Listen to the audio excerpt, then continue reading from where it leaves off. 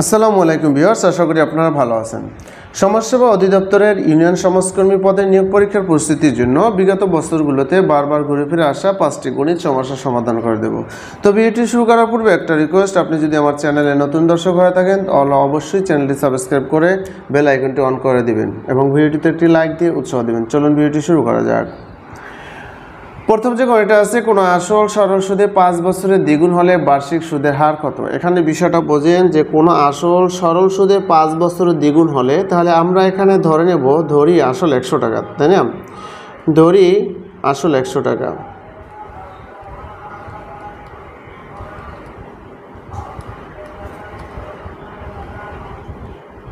ধরি আসল 100 টাকা। তাহলে দেখেন বলা আছে যে 5 বছর দ্বিগুণ হলে, তাহলে দ্বিগুণ হলে কত হবে? দ্বিগুণ হলে হয় 200 টাকা। আমি শর্টকাটে করে দিচ্ছি, দ্বিগুণ হলে হবে কত টাকা? 200 টাকা।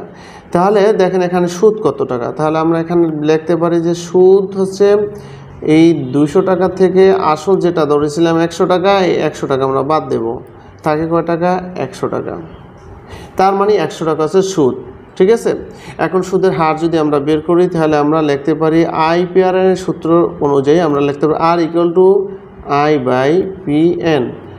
এখন দেখেন আই কত পাইলাম? আই হচ্ছে সরল মুনাফা কত? 100 টাকা, সেই জন্য আমরা আই এর জায়গায় দিলাম আমরা 100 টাকা।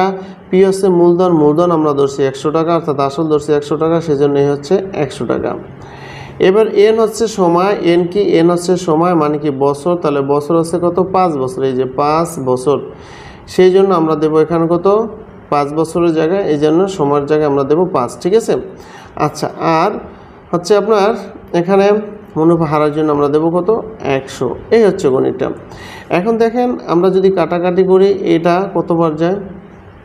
5 করি 100, এটা ধরে যদি কাটা দিই তাহলে থাকে 20%। তার মানে কি আমাদের এখানে মুনাফার হার কত পার্সেন্ট? 20%। কত?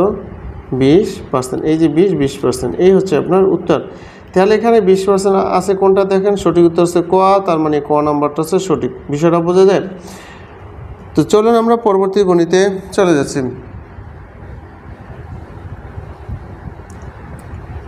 পরবর্তী 2 নম্বর গণিত আছে 1 + 2 + 3 + 4 + 99 = কত? অর্থাৎ এই সংখ্যাগুলোর সমষ্টি কত? এই সংখ্যাগুলোর সমষ্টির সূত্র যদি আমরা বের করতে যাই তাহলে আমরা লিখব, এই সূত্রটার মাধ্যমে আমরা বের করব কি? n × n + 1 / 2, এই সূত্রটা দ্বারা, ঠিক আছে। এবার দেখেন n কত? n আছে সর্বশেষ সংখ্যা, তাহলে 99 গুণন এই n হচ্ছে 99 যোগ হচ্ছে 1 ভাগ হচ্ছে কত? 2। আচ্ছা, এখন দেখেন এখানে কত? 2 আর 99 আর যোগ কত হয়? এখানে হয় 100। কত? 100। এটা যদি আমরা কাটি তাহলে 50 দ্বিগুণ 100, হ্যাঁ, 50 দ্বিগুণ 100। তাহলে আমাদের রইল কত? এখানে নিচে উপর 99 গুণন 50। এটা যদি আমরা গুণন করি, গুণন করলে কত হবে? গুণন করলে হবে 4950 এই হচ্ছে উত্তর। তাহলে সঠিক উত্তরটা কোথায় আছে? 4950 গহ নাম্বারে, এটা হচ্ছে আমাদের সঠিক উত্তর।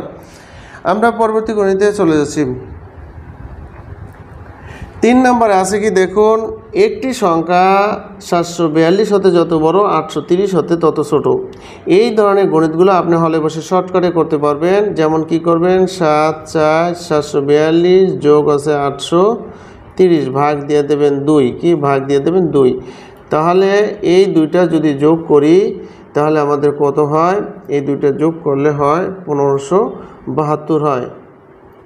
2 3 আর 4 7, 8 আর 7 কত? 1572 হয়, ভাগ হচ্ছে 2।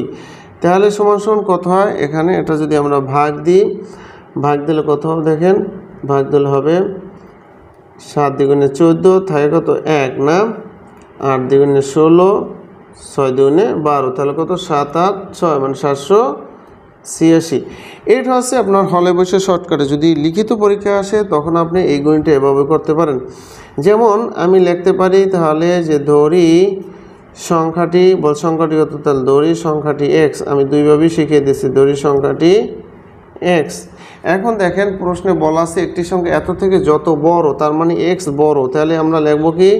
হ্যাঁ, অ্যাকর্ডিং টু দ্য কোশ্চেন তাহলে আমরা লিখব এক্স মাইনাস কত 742 ইকুয়াল টু এটা থেকে তত ছোট হলে তাহলে কী হবে, বড় সংখ্যাটা প্রথম হবে, ছোট সংখ্যাটা পর হবে না। বা দেখেন এই এক্স এই পাশে আনলে কী হবে, টয়েস এক্স হবে। একটু শর্ট করে বোঝার চেষ্টা করেন। এই মাইনাস 742 ওই পাশে গেলে কী হবে, প্লাস হবে। 830 যোগ হচ্ছে কত, যোগ হচ্ছে 742 কি 830 যোগ 742 বা টয়েস এক্স ইকুয়াল টু এই দুইটা যোগ করলে কত হয় 1572। ঠিক আছে, 1572 বা তাহলে আমরা এক্স ইকুয়াল টু এখানে লিখতে পারি কি 1572 ভাগ হচ্ছে কত 2। এটা কাটাকাটি যদি আমরা করি তাহলে কত পাই 7 8 6। হ্যাঁ, অতএব এক্স ইকুয়াল টু কত পাইলাম 786। তার মানে এটাই তো সংখ্যা, তাই না? তার সঠিক উত্তর আছে গহ নাম্বারটা, এটা আমাদের সঠিক। আমরা পরবর্তী গণিতে চলে যাচ্ছি। 4 নম্বর গণিতটা বলা আছে a cube minus B cube equal to 513 এবং a minus B equal to 3 এবং হয়, তবে এ বি এর মান কত, বিষয়টা বোঝেন। তাহলে আমরা প্রথমেই লিখব কি দেওয়া আছে কি দেখেন, দেওয়া আছে a cube minus B cube equal to কত 513। হ্যাঁ, a cube minus B cube equal to 513। আমরা এটা দিয়ে কিন্তু গণিতটা করতে পারবো। ঠিক আছে, আচ্ছা। বা a কিউব মাইনাস বি কিউবের সূত্রটা কি মানে না, a minus B whole cube plus thrice A B into a minus B. দেখেন, আচ্ছা, ইকুয়াল টু কত 513। এখন এখানে a মাইনাস বি এর মান দেওয়া আছে কত 3, আমরা 3 দিলাম, 3 উপর আছে কিউব দিলাম প্লাস 3 এ বির মান দেওয়া নাই, আর এটার মান আছে কত 3, তাই না? ইকুয়াল টু 513 বা এই 3 কিউব মানে কি 27, 3 উপর কিউব দিলে কত হয় 27 হয়, তাই না? তো 27। আচ্ছা, তারপর আছে প্লাস 3 3 কত 9 এ বি ইকুয়াল টু 513 বা 9 এ বি ইকুয়াল টু 513। এই 27 ওই পাশে গেলে কী হবে মাইনাস 27 বা এ বি ইকুয়াল টু, এখানে দেখেন আমরা ডাইরেক্টলি করছি, তাহলে 513 থেকে যদি 27 বাদ যায় তাহলে থাকে কত 486।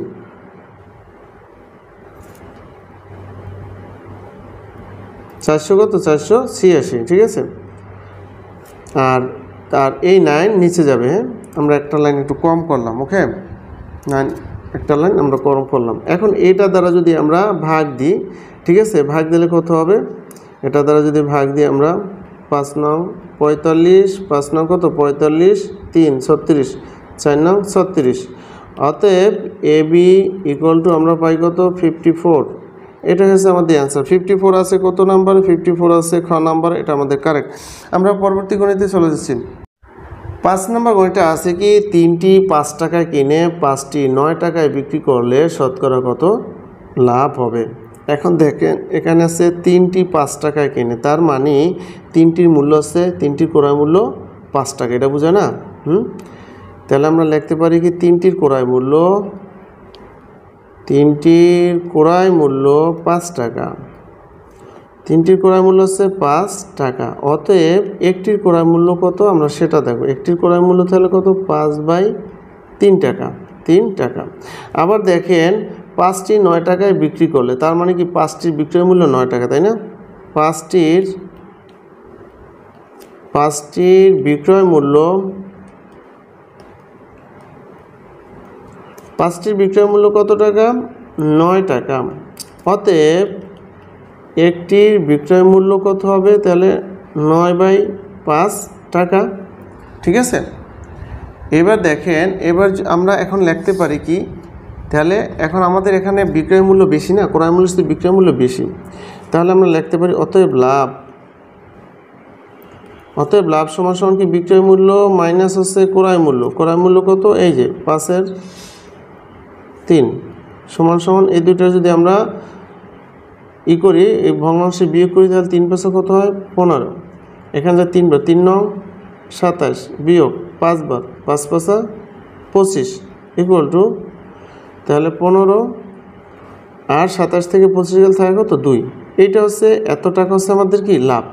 এখন দেখেন এই যে 2/15 টাকা আমরা লাভ পাই, আমাদের চালান ছিল কত টাকা 5/3 টাকা। তাহলে আমরা লিখতে পারি কিন্তু কি লিখতে পারি আমরা যে 5/3 টাকা লাভ হয়, 5/3 টাকায় লাভ হয় কত টাকা 2/15 টাকা। অতএব 1 টাকা লাভ হয় কত সেটা আমরা দেবো। অতএব 1 টাকা লাভ হয়, তাহলে দেখেন কত 2,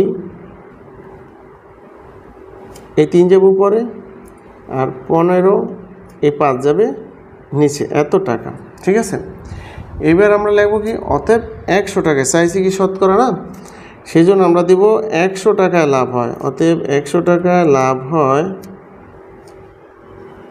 100 টাকা লাভ হয় কি 15, 5 উপর থাকে 2, 3 গুণন আর যে 100 টাকা, এই হচ্ছে 100। ঠিক আছে, এবার আপনি দেখেন এখানে 3 পয়সা কত, 3 পয়সা 15। হ্যাঁ, আচ্ছা 5 20 কত, 5 20 100। এই 5 দ্বারা আবার 20 মধ্যে 4 পয়সা 20, তাহলে এখানে হলো 2 আর এখানে হলো 4, তাহলে কত হয় 8। এই 8%, এটাই কিন্তু আমাদের উত্তর।